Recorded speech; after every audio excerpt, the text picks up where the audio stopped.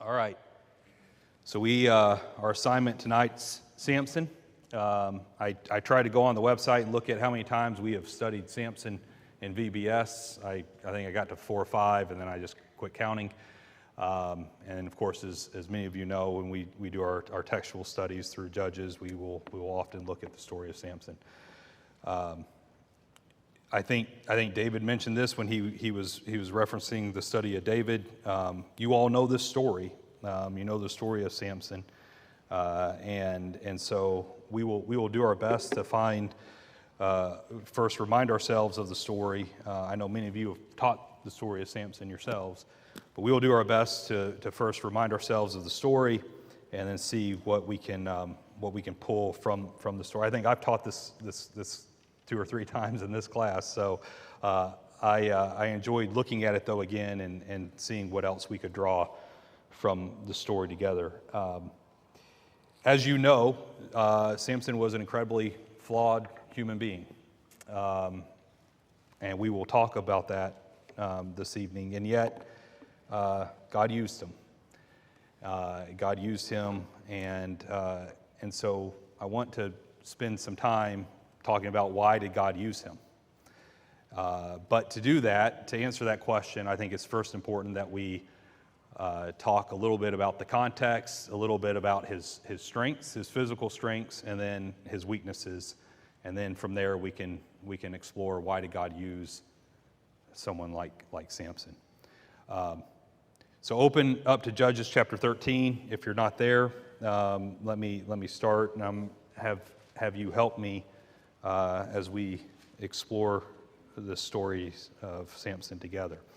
If you start in Judges chapter 13, verse 1, it says, "Again, the children of Israel did evil in the sight of the Lord, and the Lord delivered them in the hand of the Philistines for 40 years. What's the first word in that verse? Again. What was going on, and I think Dan covered this as well, but what was going on with the Israelites? I'm sorry, I heard words, but I didn't make them out. All right, cycle of sin. What do you mean by cycle of sin? All right, so they were in this, I think it's sometimes referred to as the cycle of the judges. I think Dan referred to it as the clock of the judges. They were in this cycle. They would sin against God. God would take action against them. They were oppressed by some group of people that God allowed them to be delivered to. They cried out to God. They repented. And then who did God send? Judges. And what's a judge? What's it mean? They are a what? A what? Okay, a wise person. What does the word judge mean? What? They are a what? Okay. Messenger. What are they?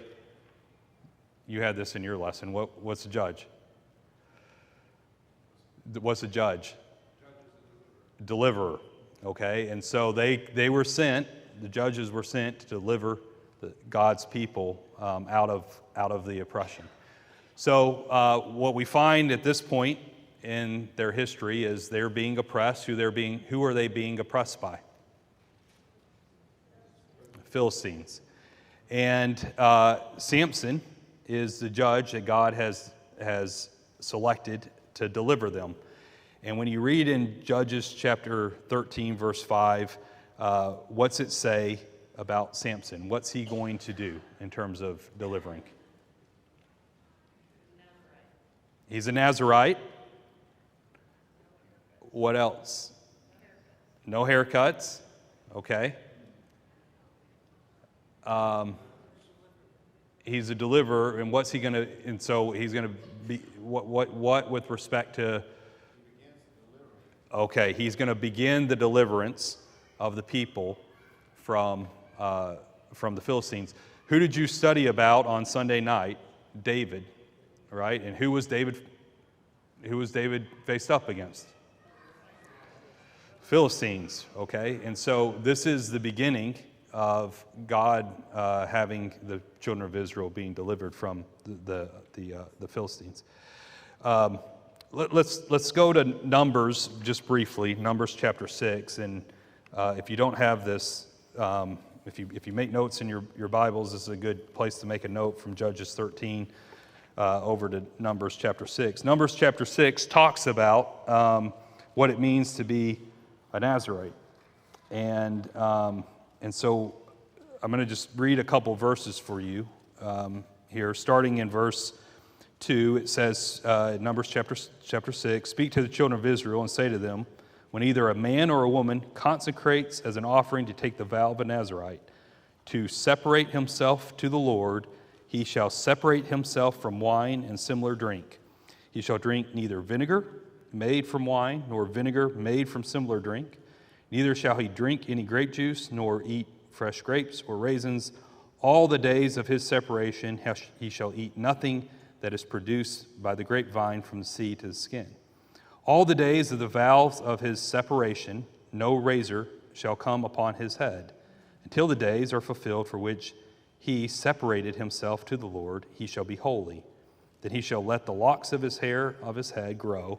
All the days that he separates himself to the Lord, he shall not go near a dead body. He shall not make himself unclean, even for his father or his mother, for his brother or his sister, when they die, because his separation to God is on his head. All the days of his separation, he shall be holy to the Lord." What is the word that you constantly heard in those verses? Separate, okay? And so if you took the Nazirite vow, you were, in all your days that you were under the vow, you were separated to God. How long was Samson's vow in terms of how long he was going to be a Nazirite? All his life. Who made the vow? Did Samson make it? Who did? His mom.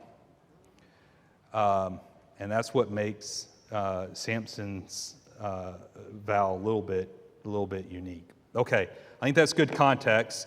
Let's move on to his strengths. So I want to talk for a moment about his physical strength. You know the stories. What do we learn about Samson in terms of his physical strength through the story of him in chapters 14, 15, and 16? Start at the beginning of 14. What's the first time where we really learn about his physical strength? What's he do? All right. He kills a lion. And what's he used to kill that lion? His bare hands. All right. He uses his bare hands to kill the lion.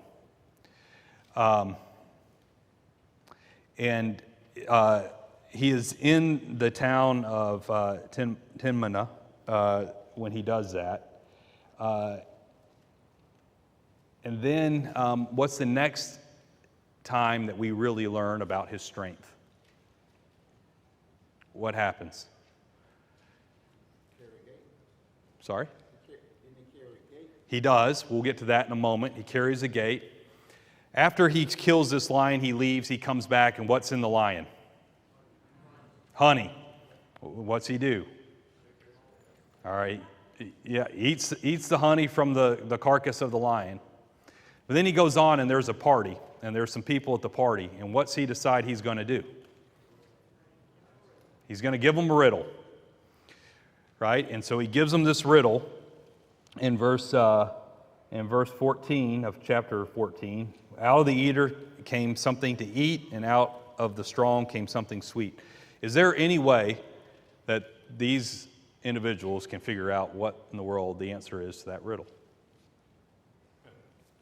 Pretty tough, right?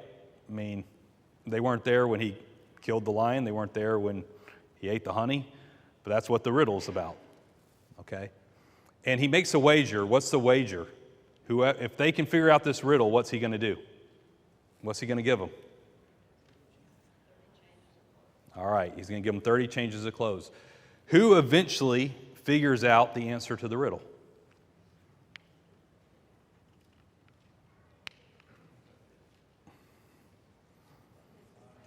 His wife. All right, so his wife eventually nags him and nags him and nags him. He finally gives in, tells her the answer to the riddle, and she tells these men, because what did those men threaten to do if she didn't find the answer out to the riddle? What were they going to do to her? They're going to burn her. So she tells them the answer to the riddle. So now he's got to make good on the wager. What's he do? He goes and kills 30 men so that he's got the 30 clothes to give them to settle this debt. Okay? And so that's the second thing we see. All right, let's keep going. Chapter 15. He heads back. He decides he's going to go back and try to be with his wife. He learns that she's been given to his friend, so he's a little upset by that. What's he do? Grabs 300 foxes, ties their tails together, puts a torch in there, and sends them out to punish the Philistines. And what do they burn up? They burn up their grains, their vineyards, their olive gardens, and burns them all up. He somehow, I don't know how, captures 300 foxes and ties their tails together. All right? What do they do in response to him burning up all their crops? What do the Philistines do? Who do they punish?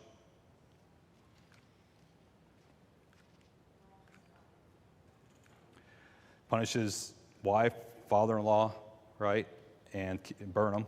And so what's he do in response to that? Chapter 15, verse 8. What's he do? How's it describe what it is he does? It's a great slaughter. He kills these Philistines. Takes out revenge. Okay. So then he runs off and he hides. And the Philistines go to the men of Judah and say, you need to go get him. How many men do they send to go try to capture Samson? 3,000. Okay? And he allows himself to be bound with new ropes, and they hand him over to the Philistines, and what's he do? Breaks the rope and does what? He kills 1,000 Philistines with the jawbone of a donkey. All right? All right, now we get to, he's in the city of Gaza. They're laying in wait, the Philistines, and he takes the door off the hinges. And he carries that door up to face the city of Hebron. And how far is that? Does anyone know? Close. It's about 35, 40 miles away, carrying the gates, the doors from the gates of that city. All right. What's the any other examples of his strength that you can think of?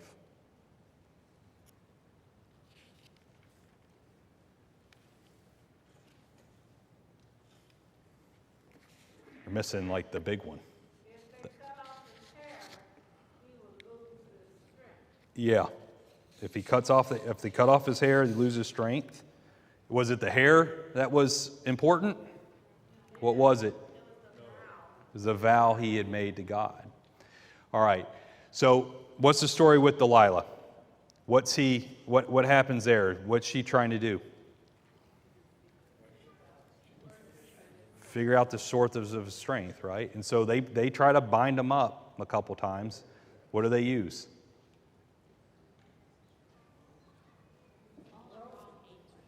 All the wrong answers. So he tells them, use 7 clean bowstrings, and so they use that. That doesn't work. He tells them to use new ropes. That doesn't work. Right? He breaks free of all that. But ultimately they capture him because he tells her, eventually, he tells her where the source of his strength is. And when they have their party to celebrate capturing him, what's he do right at the end of his life? Pushes those pillars down that hold up that temple, right? So those are examples of his great physical strength. I mentioned it at the beginning, and some of you snickered. He was, despite the great physical strength that he had, and those are sometimes the stories we hear, how was he in terms of his character, and how was he as a human being? Not very good. A little flawed. So let's just talk a little bit about his weaknesses. What are some of his problems? What are some of his challenges? Women. All right. Oh yeah, he had some problems with some women. Which women in particular? All of them. Yeah. All of them. All right. Who's the first one that we're told of that he has a problem with? Before Delilah, who's the first one? His wife. Okay. So the woman in Timnah. What's his parents say, by the way, when he says, she looks good to me, she pleases me, I want her? What's their response? Can you just not find someone who's in your people, right? But that's who he wants, that's who pleases him. Skip this for now. I'll come back to it in a second. All right. Well, who's the second one? He has trouble with harlot in Gaza, and then third is Delilah.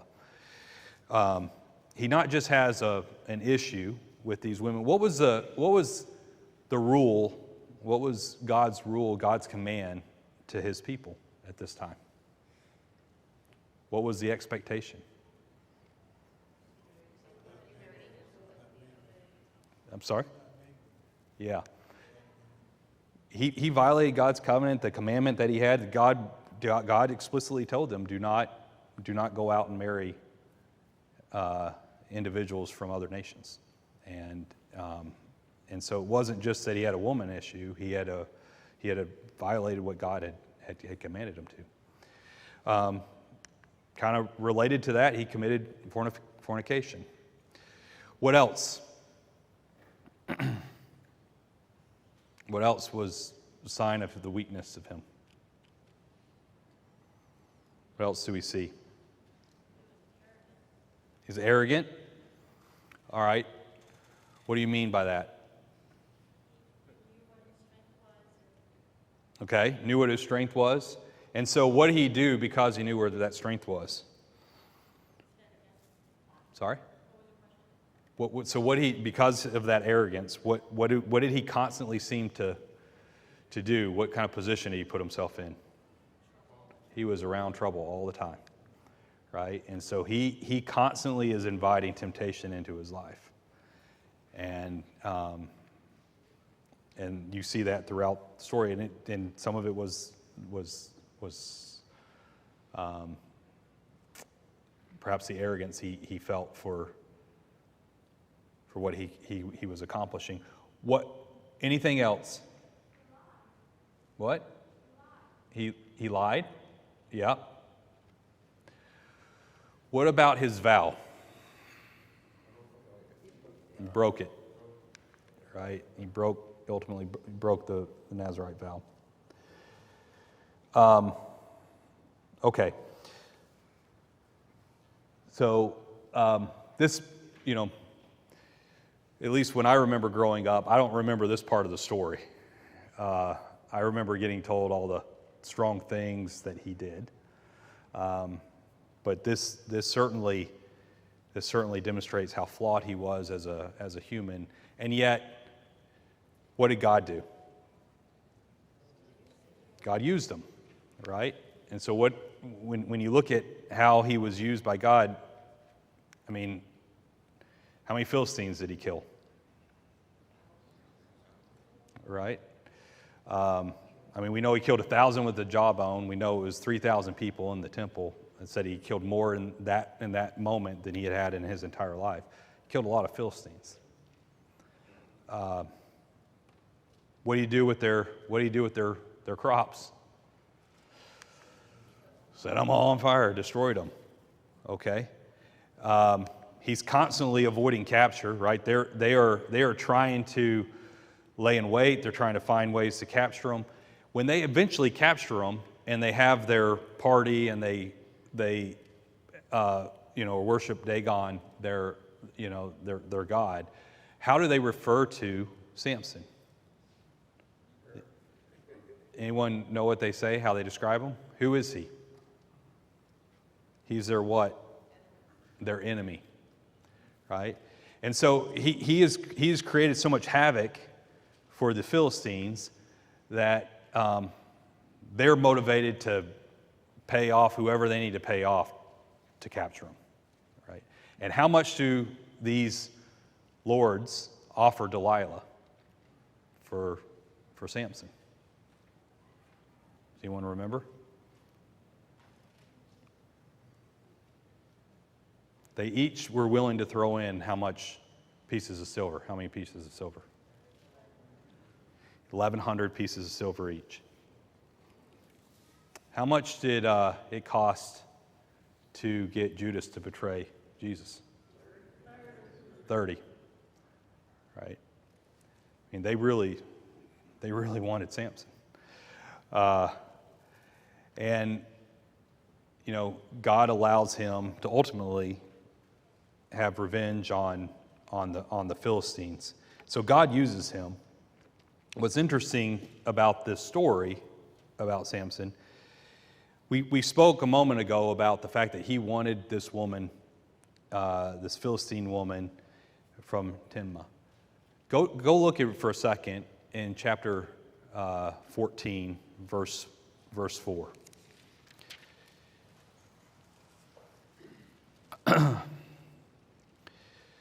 So he says he wants to marry this woman. His parents are trying to convince him, let's not marry her. Why don't you try to find someone from your own brethren to marry? He says, but she pleases me well. And then what's it tell us in verse 4?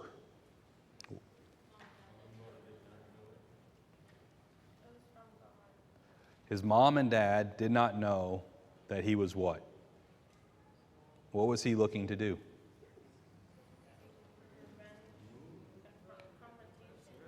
All right, it says he was seeking an occasion to move against the Philistines. I think if you look at the ESV or the NIV, it'll talk about he was looking for an opportunity to confront the Philistines. What was his ultimate job? What had he signed up for in the womb? Deliver them. What's this verse tell us about Samson's motivation for marrying this woman? What was he looking to do? Move against the Philistines. I want you to think a moment about the story of the lion that we talked about. He kills the lion with his bare hands. It's got honey in the carcass. He comes back and eats the honey. And all of that allows him to come up with what? That he uses later. The riddle. Okay. So he comes up with this riddle. And his wife tells the answer. And as a result of his wife telling the answer, he has to pay on the debt. He has to make good on the debt. Who's he go kill to get 30 pieces of clothing? Who's he kill? Philistines. What's his job? Deliver Judah from the Philistines. It's interesting when you realize how these things were connected to what his ultimate job was. So God decides to use him. Why is God using him? He's flawed, but why is God using him? What? He's a Nazirite. Okay. He's what? He's capable. Okay?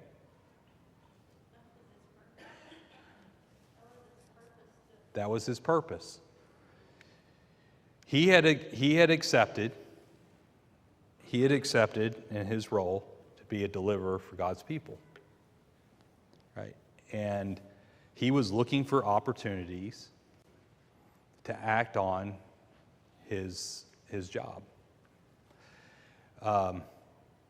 So despite his flaws, God was with them because Samson ultimately had not just physical strength, but he had some spiritual strength despite these flaws, and he trusted God, and he was doing what God had asked him to do.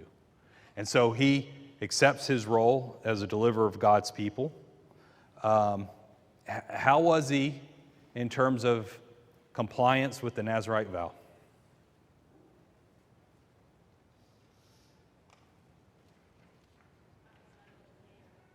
What?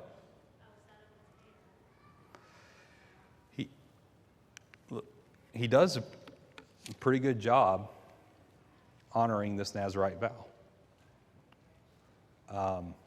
We looked at what the restrictions were in number 6.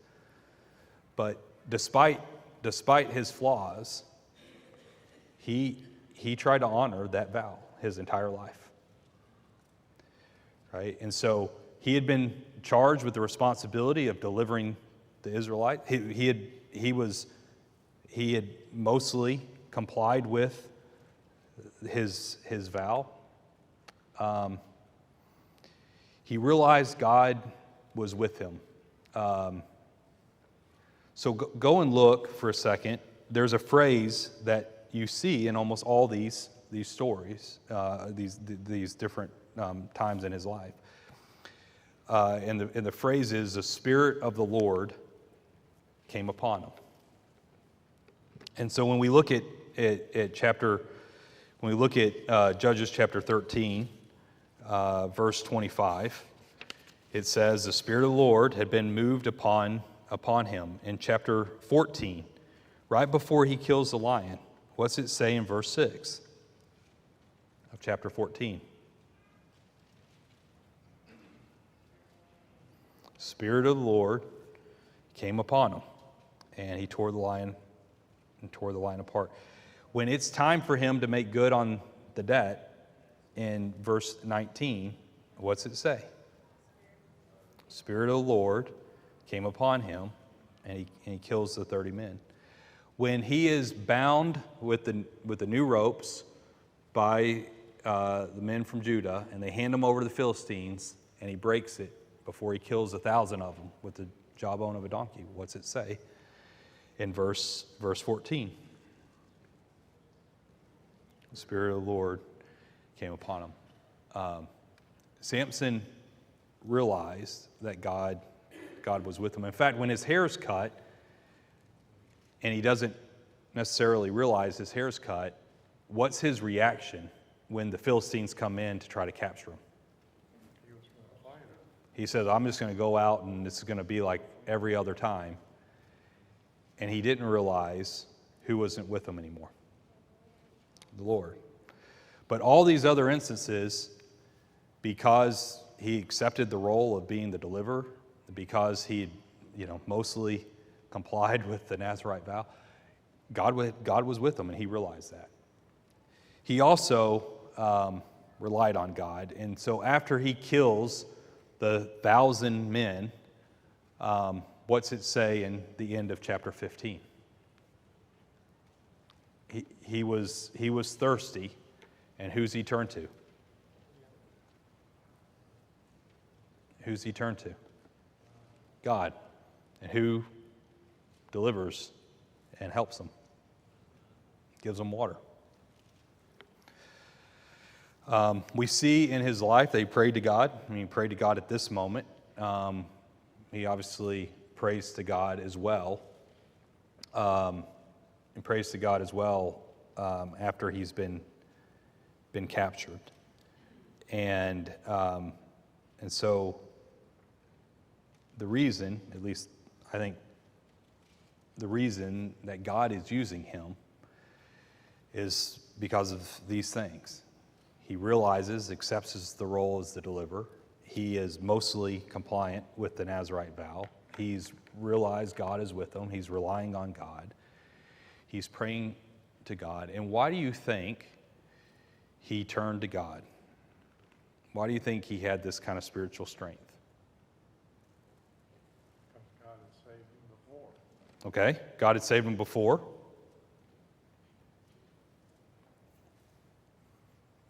What in his background would suggest to us that he knew it was important to trust God? He knew it was important to rely on God.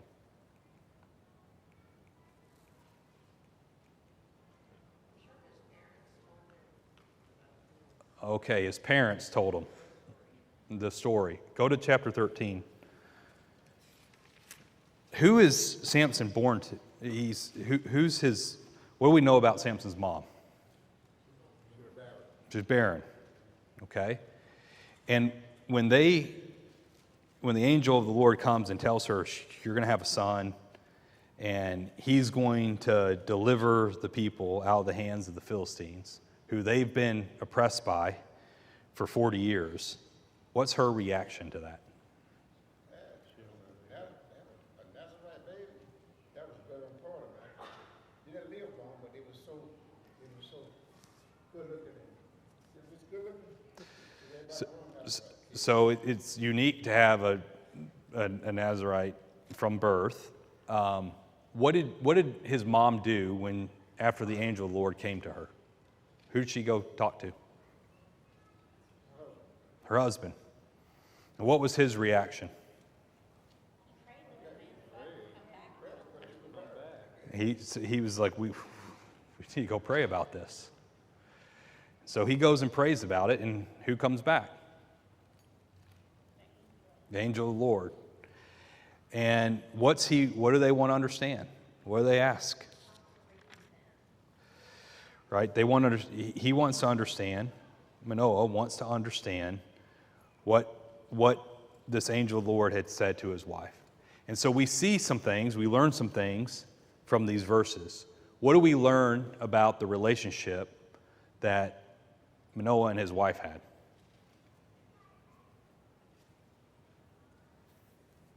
Who did they trust?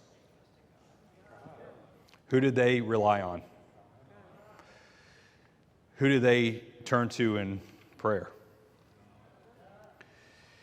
And what was their reaction when he said, I want to go marry this Philistine woman?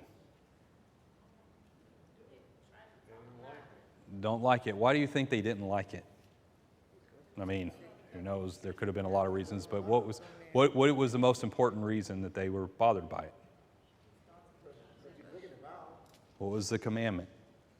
What had they been commanded to do? And so, what can we assume?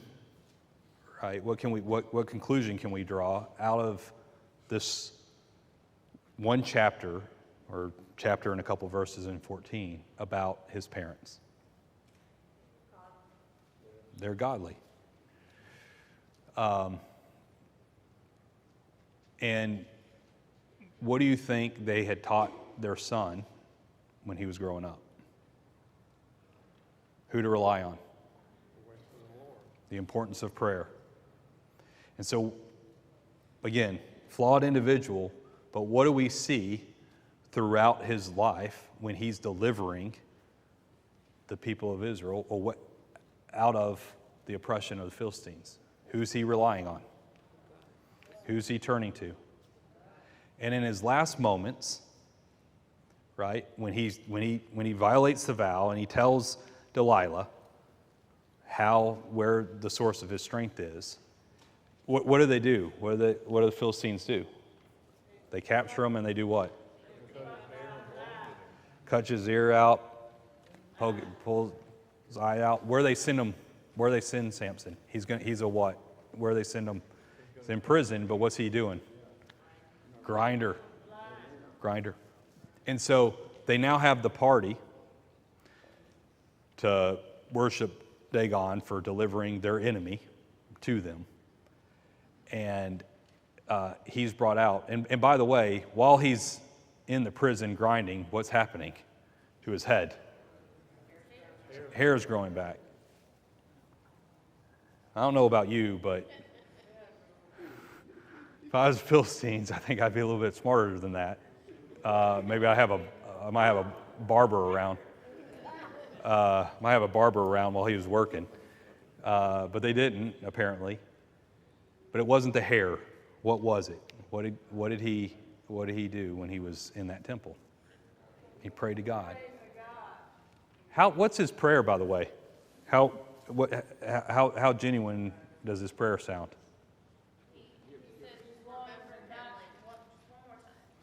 All right. There you go. Right? He's still flawed. He almost gets it right. So in chapter 16, verse 28, O Lord God, remember me, I pray. Strengthen me, I pray. Just this once, O God, that I may, with one blow, take vengeance on the Philistines. That all sounds great. For my two eyes. Can't help himself, still flawed. But who did he turn to in that moment? God. And so what's God allow him to do? Fulfill his purpose. Fulfill his purpose. And so I certainly think that one of the reasons that Samson trusted God is because he was taught at an early age the importance of trusting God. Okay, we're almost out of time. What's our takeaway from this? No, he didn't get to live. What's our takeaway from this? It's an interesting story. How does it apply to us? What do we learn from this? Okay. What, John?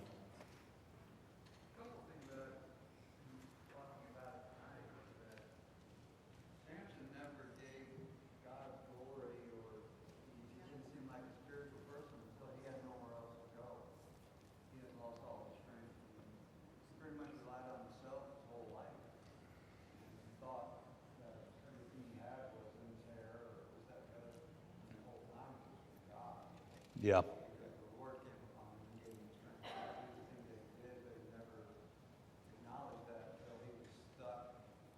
Yeah.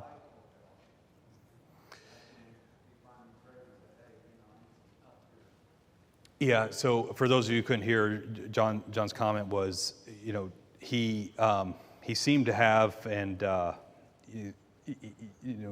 seemed to rely on himself a lot in his life.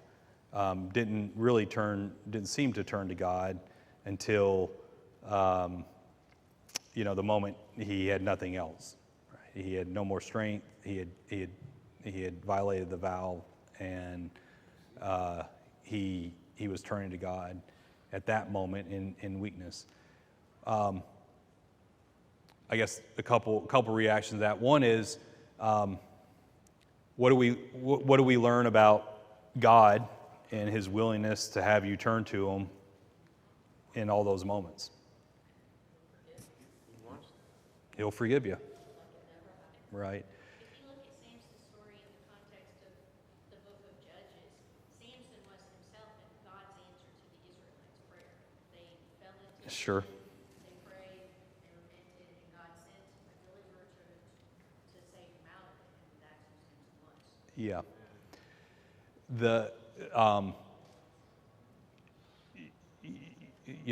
Sometimes when we study some of these individuals, it's interesting. You can go look at Jesus' lineage, and not everyone in that lineage is a good, necessarily a great person or someone you would think might have been in. God have chosen to put them in Jesus' lineage, but they are there, and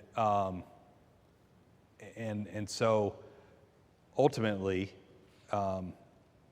Samson had a role to play, and he played it, and didn't mean he was perfect, didn't mean he was great. But in the moment that he realized he needed to turn to God, he did turn to God, and God,